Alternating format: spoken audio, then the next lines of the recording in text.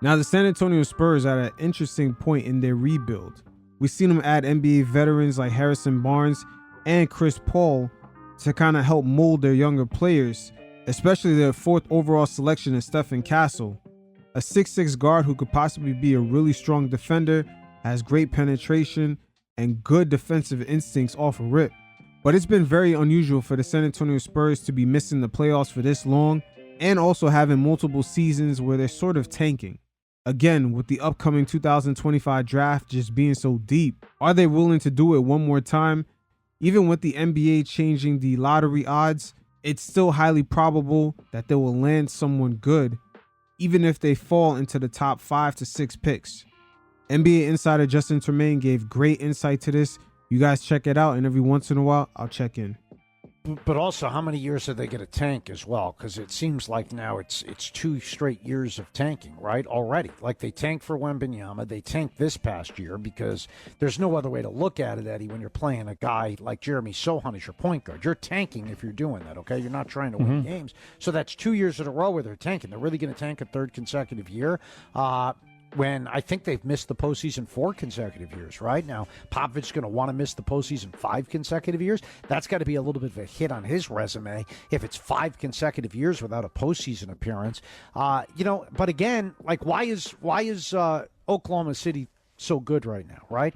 They're the best team in the West, but what did they do? Like they didn't have a guy as good as Wembanyama, but they had an MVP candidate, Eddie, hiding in clear sight in Shai Gilgeous-Alexander. What did they do with him every year? They shut him down because they didn't want to win. So like they purposely retarded his growth in order to make sure that they lost games and were able to acquire other talent. Now, they did that before the league changed up the lottery odds. And ever since, OKC really hasn't had the same luck. So the Spurs turning around today and trying to do the same thing, it might not bear good fruit. That's why they're so good, and I guess that's the difficult spot that San Antonio is in, is if they allow Wembanyama to play and don't sit him like Oklahoma City sat Shai Gilgeous-Alexander, they're going to win too many games now, but then they might kind of be stuck in the middle because they're not going to be able to add the draft picks that Oklahoma City was, where, all right, not only do we have Shai, now we can add a guy like Chet, now we can add, other pieces through the draft, Josh Giddey at one point, even though it didn't turn out. So that's the difficult part here for San Antonio. Now, one thing we can add to this is Zach Collins returning and also Devin Vessel with that right foot. The Spurs will return with a deeper team this time around, but just like Justin said, they don't want to fall in the middle of the pack. That is the worst position to be in. And the way Wemby is coming up, it seems like already the NBA game is clicking for him. And at some point when it slows down for him, he is going to dominate. You guys check out the warning that he sent everyone in the league after losing the gold medal game in the Olympics.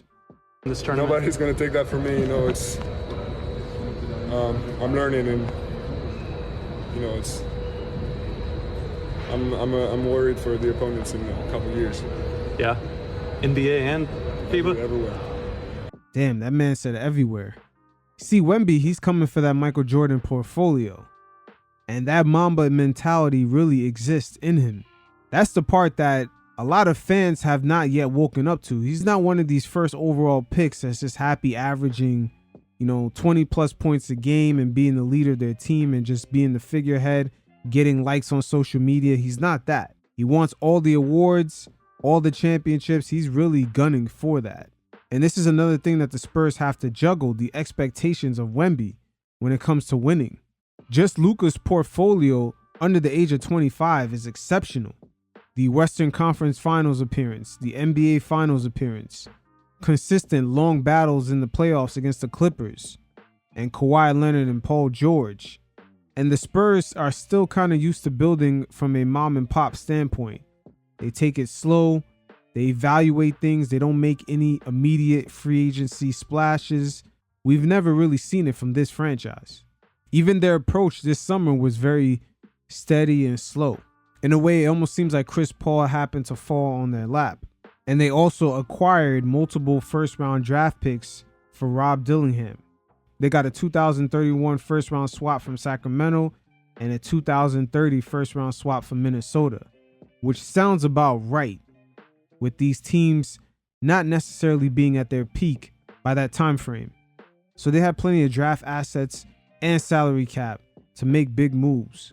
And we'll see how the mom and pop franchise of the San Antonio Spurs begin to make moves in this new NBA era.